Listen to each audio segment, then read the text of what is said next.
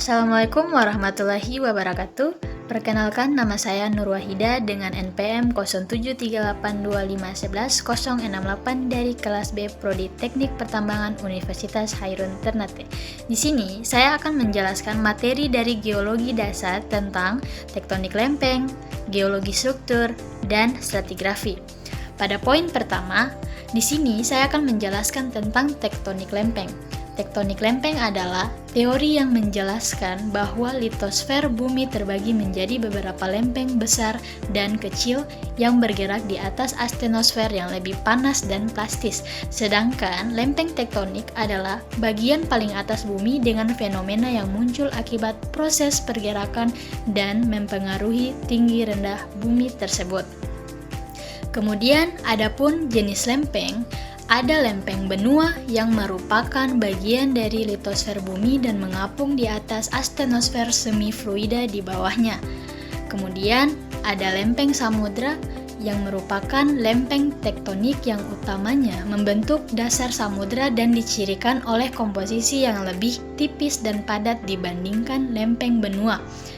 Dan terakhir lempeng komposit adalah jenis lempeng tektonik yang tersusun dari kombinasi kerak benua lebih ringan dan kerak samudra yang lebih padat.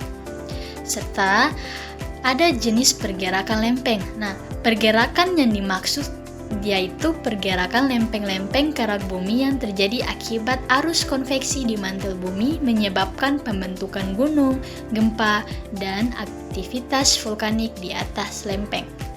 Kemudian ada 3 jenis pergerakan lempeng, yaitu 1 divergen, yang berarti saat 2 lempeng bergerak menjauh, magma dari dalam bumi naik ke permukaan lalu membeku dan membentuk kerak bumi baru. 2 konvergen, yang berarti ketika 2 lempeng bertemu, salah satu lempeng akan menunjang ke bawah lempeng lain yang biasa disebut subduksi atau keduanya saling menekan. 3. Transform, yang berarti 2 lempeng bergerak mendatar berlawanan arah, tidak ada kerak baru yang terbentuk dan tidak ada kerak yang hancur, tetapi energi gesekan menumpuk dan dilepaskan sebagai gempa bumi. Pada poin kedua, ada geologi struktur. Geologi struktur adalah cabang ilmu geologi yang mempelajari deformasi batuan, yaitu perubahan bentuk dan ukuran akibat gaya dari dalam bumi seperti pergerakan lempeng tektonik. Kemudian, struktur geologi utama. Ada 1 lipatan atau yang biasa disebut fault, yaitu perlengkungan batuan akibat tekanan terbagi menjadi 2, yaitu ada antiklin yang berarti puncak dan siklin yang berarti lembah. 2.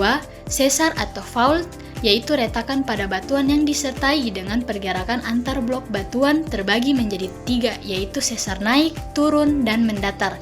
3. Kekar yang biasa disebut join, yaitu retakan tanpa geseran. Serta gaya penyebabnya ada tekanan, tarikan, dan geseran. Kemudian tujuan geologi struktur yaitu mengetahui deformasi batuan, memahami sejarah pergerakan lempeng, dan menganalisis potensi gempa, mineral, dan minyak bumi. Ada pula manfaat geologi dasar, yaitu mitigasi bencana gempa, eksplorasi sumber daya alam, dan perencanaan pembangunan. Terakhir, poin ketiga yaitu stratigrafi. Stratigrafi adalah cabang ilmu geologi yang mempelajari lapisan-lapisan dalam batuan atau strata hubungan antara lapisan, proses pembentukannya umur relatif, serta penyebarannya di permukaan bumi. Tujuan utamanya adalah memahami sejarah geologi suatu daerah. Kemudian ada prinsip dasar stratigrafi. 1. Hukum superposisi, yaitu lapisan bawah lebih tua dari lapisan atas. 2. Hukum horizontalitas awal, yaitu lapisan awalnya terbentuk mendatar. 3. Hukum kontinuitas lateral, yaitu lapisan menyebar ke segala arah. Dan 4. Suksesi fosil, yaitu fosil tertentu menunjukkan umur tertentu. Kemudian, jenis stratigrafi Ada 1. Litostratigrafi yaitu berdasarkan jenis batuan, 2. Biostratigrafi berdasarkan fosil, 3. Kronostratigrafi berdasarkan umur waktu, dan 4. Seismostratigrafi berdasarkan data seismik.